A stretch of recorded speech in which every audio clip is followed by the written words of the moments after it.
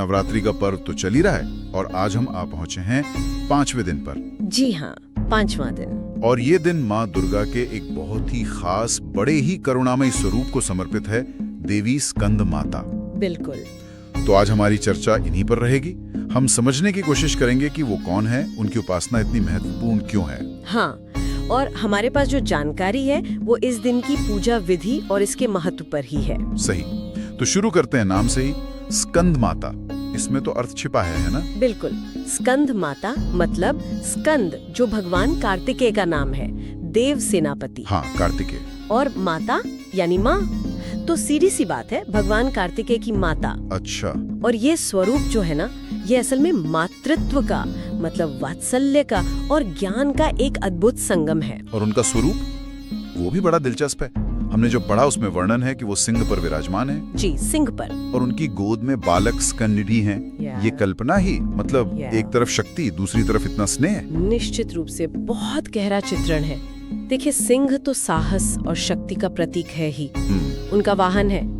तो ये दिखाता है कि माँ में असीम शक्ति है, वो दुष्टों का दमन कर सकती हैं। सही कहा। लेकिन उसी शक्ति के साथ साथ वो कितनी करुणामयी है, वो उनकी गोद में बैठे बालक स्कंद से पता चलता है। सही कहा। और उनकी 4 भुजाएं हैं, है ना? जी हाँ, 4 भुजाएं, और उनका भी अपना मतलब है। हाँ। एक हाथ से तो वो पुत्र को बड़े स्नेह से पकड़े हुए हैं। हाँ, ये तो उनका वात्सल्य वाला पहलू हो गया, संरक्षण। बिल्कुल। हाँ। और बाकी 3 भुजाएं, 2 में कमल की फूल है और एक हाथ या तो वर मुद्रा में या अभय मुद्रा में होता है, ऐसा उल्लेख है। जी। यहाँ कमल का फूल, इसका कोई खास महत्व है? देखिए, कमल की खूबी क्या है, वो कीचड़ में खिलता है लेकिन रहता एकदम निर्मल है ना? हाँ, बिल्कुल। तो ये पवित्रता, सौंदर्य और एक तरह की अनासक्ति मतलब डिटैचमेंट और आध्यात्मिक ज्ञान का प्रतीक है। माँ स्कंद माता का कमल धारण करना ये दिखाता है कि वो सांसारिक जिम्मेदारियां जैसे मातृत्व निभाते हुए भी परम ज्ञान और पवित्रता से भरी हुई हैं। अच्छा, ये तो बहुत गहरा अर्थ है। और चौथी भुजा, अगर वो वर मुद्रा में है तो वो भक्तों की इच्छाएं पूरी करने का आशीर्वाद है। और अगर अभय मुद्रा में है तो वो भक्तों को हर तरह के डर से, भय से मुक्ति का आश्वासन देती है, चाहे वो दुनिया का डर हो या फिर आध्यात्मिक रास्ते की मुश्किलें। तो मतलब उनका पूरा स्वरूप ही शक्ति, वात्सल्य, ज्ञान और अभय, इन सब का एक बड़ा संतुलित रूप है। बिल्कुल सही, संतुलन, ये शब्द महत्वपूर्ण है। हाँ, ये संतुलन वाली बात मुझे भी बहुत जरूरी लगी। स्रोत ये भी बताते हैं कि इनकी पूजा से ज्ञान और मोक्ष मिलता है। ये कैसे जुड़ता है? क्या इसका संबंध भगवान स्कंद से है? वो तो खुद ज्ञान के देवता माने जाते हैं। बिल्कुल सही पकड़ा आपने, क्योंकि वो ज्ञान के देवता कार्तिकेय की माँ है, तो उनकी उपासना करने वाले की बुद्धि तेज होती है, विवेक जागता है। अच्छा। और ये सिर्फ किताबी ज्ञान नहीं है, मतलब वो समझ जो जीवन को सही दिशा दे। सही। और जब विवेक जागता है तो सही गलत का फर्क समझ आता है, मोह माया के बंधन अपने आप ढीले पड़ते हैं और फिर मोक्ष का रास्ता खुलता है। स्कंद माता की पूजा एक तरह से हमें ये समझने में मदद करती है कि सच्चा ज्ञान सिर्फ बुद्धि में नहीं, दिल की करुणा में भी होता है। तो ये पूजा सिर्फ आध्यात्मिक लेवल पे ही नहीं बल्कि इमोशनल लेवल पर भी असर करती है, स्थिरता और वो मातृत्व वाली दिव्यता का अनुभव। निश्चित रूप से उनका स्वरूप ही माँ होने की, मातृत्व की परम अभिव्यक्ति है। उनकी पूजा से मन में कोमलता आती है, करुणा, निस्वार्थ प्रेम, ऐसी भावनाएं जागती हैं। और ये सिर्फ उनके लिए नहीं है जो संतान चाहते हैं, बल्कि हर उस इंसान के लिए है जो अपने अंदर प्रेम और पोषण के मतलब नर्चरिंग के गुण बढ़ाना चाहता है। अच्छा। वो हमें सिखाती हैं कि शक्ति और करुणा साथ साथ रह सकते हैं, कैसे संरक्षण और स्वतंत्रता साथ चल सकते हैं। एक बात जो मुझे बड़ी दिलचस्प लगी वो ये कि स्रोत में खास तौर पर कहा गया है कि जो लोग जीवन में संतुलन, सुरक्षा और आध्यात्मिक उन्नति चाहते हैं, उनके लिए ये दिन बहुत शुभ है। हाँ? आज की भागदौड़ भरी जिंदगी में तो ये तीनों ही चीजें कितनी जरूरी हैं। इस पर थोड़ा और सोचें। हाँ, ये पहलू आज के समय में बहुत प्रासंगिक है, बहुत रेलेवेंट है। आप माँ के स्वरूप को दोबारा देखिए। सिंह पर सवारी मतलब शक्ति और नियंत्रण। हाँ। गोद में बालक, जिम्मेदारी, पोषण, प्रेम। हाथों में कमल, आध्यात्मिकता, पवित्रता, अनासक्ति। और वर या अभय मुद्रा, आशीर्वाद, सुरक्षा। ये तो पूरा पैकेज है एक तरह से। ये एक आदर्श संतुलन है।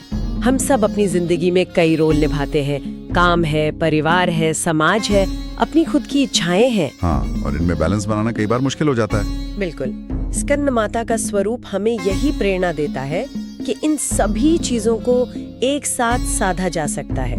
शक्ति का इस्तेमाल करुणा के साथ हो, दुनिया की जिम्मेदारियां निभाते हुए भी आध्यात्मिक लक्ष्य आंखों से ओझल ना हो, और इन सब के बीच एक अंदरूनी सुरक्षा का भाव बना रहे। उनकी पूजा हमें इसी संतुलन को पाने की मानसिक और आध्यात्मिक शक्ति देती है। ये एक तरह से इंटीग्रेटेड लिविंग का हमारा प्राचीन मॉडल है। और सुरक्षा की बात, वो गोद में बैठे बालक स्कंद वाला प्रतीक, वो कितना गहरा है। जैसे बच्चा माँ की गोद में एकदम निश्चिंत होता है, बिल्कुल वैसे ही भक्त माँ की शरण में सुरक्षित महसूस करता है। बिल्कुल। और ये सिर्फ बाहरी खतरों से सुरक्षा नहीं है, ये अंदर के डर, चिंता, इनसिक्योरिटी, शक, इन सब से भी मुक्ति है। अच्छा, जब आप ध्यान में माँ को बालक स्कंद के साथ देखते हैं ना, तो आप अनजाने में ही खुद को उस बच्चे की जगह महसूस करने लगते हैं, पूरी तरह सुरक्षित, असीम प्रेम में। ये ध्यान हमारे अंदर गहरे बैठे डर को कम करता है और एक अटूट विश्वास जगाता है। स्रोत में ये भी लिखा है कि अगर सच्चे मन से पूजा की जाए तो संतान सुख, मानसिक शांति और आध्यात्मिक तेज मिलता है। जी। क्या ये फल उसी संतुलन और सुरक्षा का नतीजा हैं जिनकी हम बात कर रहे हैं? हाँ, काफी हद तक। देखिए, क्योंकि वो खुद वात्सल्य की मूर्ति हैं, तो ऐसी मान्यता है कि उनकी कृपा से निसंतान दंपतियों को संतान सुख मिल सकता है। लेकिन इसका गहरा मतलब ये भी है कि ये पूजा हमारे अंदर क्रिएटिविटी और नर्चरिंग, मतलब पोषण करने के गुणों को भी जगाती है। अच्छा, क्रिएटिविटी भी। हाँ, और मानसिक शांति तो उनके करुणामय स्वरूप और अभय देने वाली शक्ति का सीधा परिणाम है। जब मन शांत होता है, डर नहीं होता, तो इंसान अपने असली स्वरूप से जुड़ता है और चेहरे पर एक अलग ही तेज, एक ओज दिखता है। हाँ, वो अंदरूनी शांति झलकती है। बिल्कुल। ये बाहरी सुंदरता नहीं, बल्कि अंदर के संतुलन और आध्यात्मिक ऊर्जा का प्रतिबिंब है। ये सब समझने के बाद अब ये जानना जरूरी है कि भक्त उनसे जुड़ते कैसे हैं। मतलब पूजा की विधि क्या है? हमने पढ़ा कि सरल है, पर हर स्टेप का अपना महत्व है। तो शुरुआत कैसे होती है? पूजा की शुरुआत हमेशा शुद्धि से होती है। सुबह नहाकर साफ कपड़े पहनना पहला कदम है। पीले रंग के कपड़ों का सुझाव दिया गया है। अच्छा, पीला रंग क्यों? पीला रंग बृहस्पति ग्रह से जुड़ा है और बृहस्पति ज्ञान, विवेक और सौभाग्य का कारक माने जाते हैं। ये रंग माँ स्कंद माता के ज्ञान और सात्विक स्वरूप से भी मेल खाता है। सही। और ये रंग मन में एक पॉजिटिविटी, एक पवित्रता का भाव लाता है, जो पूजा के लिए बहुत जरूरी है। फिर पूजा की जगह को गंगा जल से शुद्ध करना और माँ की प्रतिमा या तस्वीर स्थापित करना। जगह की शुद्धि का क्या खास मकसद है? जगह की शुद्धि सिर्फ साफ सफाई नहीं है, ये उस जगह की एनर्जी को शुद्ध और पॉजिटिव बनाने का तरीका है। गंगा जल पवित्र माना जाता है, उसके छिड़काव से नेगेटिव एनर्जी दूर होती है और एक सात्विक माहौल बनता है। अच्छा। ताकि देवता का आवाहन और पूजन अच्छे से हो सके। और प्रतिमा या तस्वीर स्थापित करना मतलब देवता को एक मूर्त रूप में बुलाना, ताकि भक्त का ध्यान लग सके। इसके बाद है फूल चढ़ाना, और कहा गया है कि कमल का फूल उन्हें बहुत प्रिय है। हमने कमल के प्रतीकवाद पर तो बात की, पर उससे चढ़ाने का भाव क्या है? कमल चढ़ाना ऐसा है जैसे भक्त अपनी सबसे पवित्र भावनाएं, अपनी आध्यात्मिक इच्छाएं और संसार में रहते हुए भी उससे ऊपर उठने की कामना माँ के चरणों में रख रहा हो। समर्पण का भाव। हाँ, ये समर्पण है। ये कहने का तरीका है कि हे माँ, जैसे ये कमल कीचड़ से ऊपर है, वैसे ही मुझे भी संसार के विकारों से ऊपर उठाओ। फिर आती है नैवेद्य की बारी। सेब, केले या गुड़ का भोग लगाने का सुझाव है। क्या इन चीजों का भी कोई खास मतलब है? वैसे तो स्रोत में बहुत विस्तार से नहीं बताया, पर पारंपरिक रूप से इन भोगों का महत्व है। फल प्रकृति की शुद्ध देन माने जाते हैं। हाँ। केला आसानी से मिल जाता है, पूर्णता और पोषण का प्रतीक है। सेब स्वास्थ्य, प्रेम और समृद्धि से जुड़ा है। गुड़ प्राकृतिक मिठास और ऊर्जा देता है। ये सभी सात्विक चीजें हैं। अच्छा। ये दिखाती हैं कि भक्त अपनी सबसे शुद्ध और मीठी भावनाएं माँ को अर्पित कर रहा है। भोग लगाना सिर्फ खिलाना नहीं है, बल्कि एक तरह से शुक्रिया अदा करना है और अपने जीवन की मिठास माँ के साथ बांटना है। भोग के बाद आता है दीप जलाना और मंत्र जाप। ओम देवी स्कंद माताय नमः मंत्र का 108 बार जाप करने को कहा गया है। दीप और 108 की संख्या, इसके बारे में बताएं। दीप जलाना तो अज्ञान के अंधेरे को मिटाकर ज्ञान का प्रकाश फैलाने का प्रतीक है ना? जी बिल्कुल। ये हमारी आत्मा की रोशनी को परमात्मा की रोशनी से जोड़ने की कोशिश है।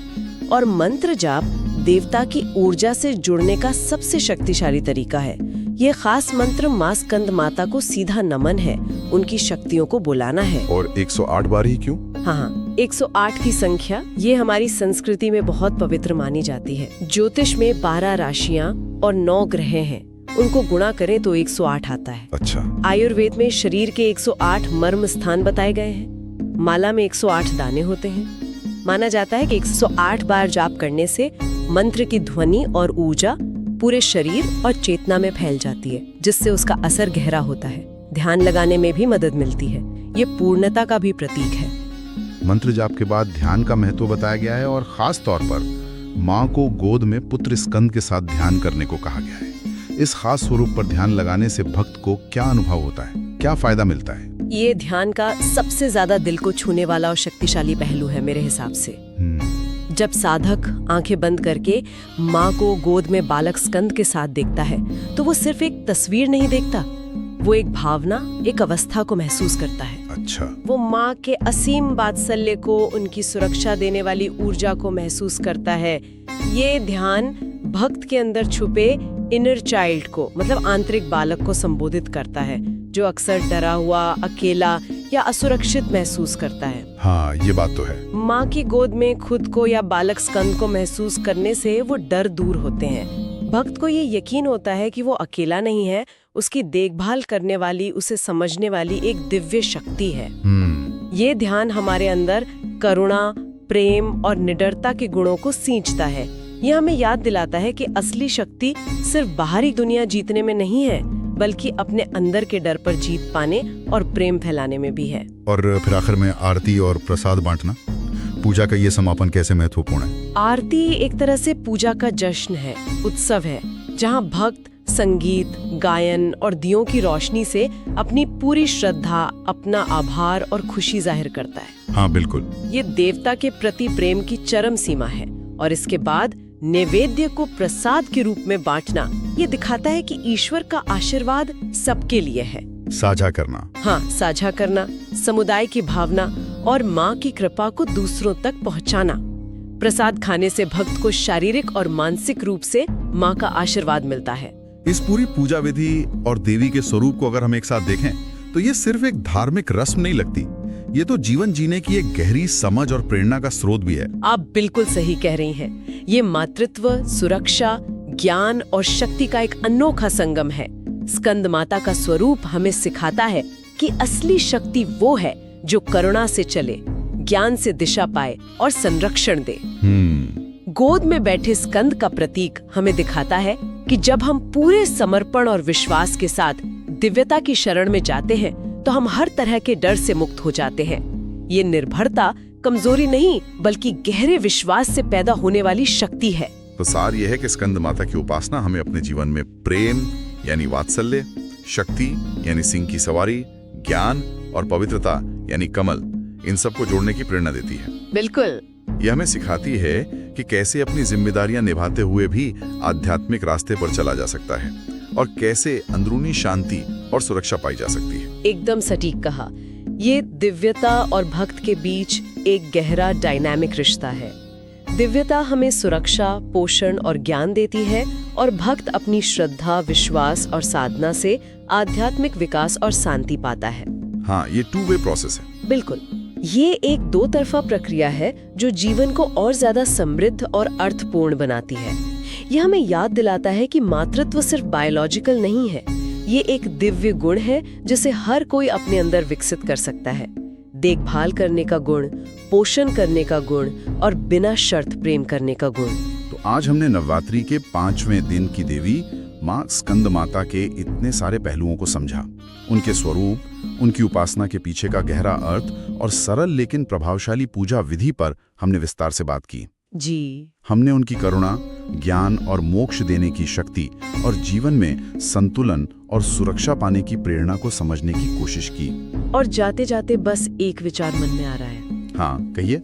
आज की जो ये जटिल और तेज रफ्तार वाली जिंदगी है, जहां हम सब कहीं ना कहीं सुरक्षा खोज रहे हैं, ज्ञान की तलाश में हैं और रिश्तों और जिम्मेदारियों में संतुलन बनाने के लिए जूझ रहे हैं, ये तो है। वहां माँ स्कंद माता का ये स्वरूप जो शक्ति और करुणा का, ज्ञान और वात्सल्य का, इतना अद्भुत संतुलन है, यह हमें व्यक्तिगत तौर पर और सामाजिक तौर पर क्या सिखा सकता है?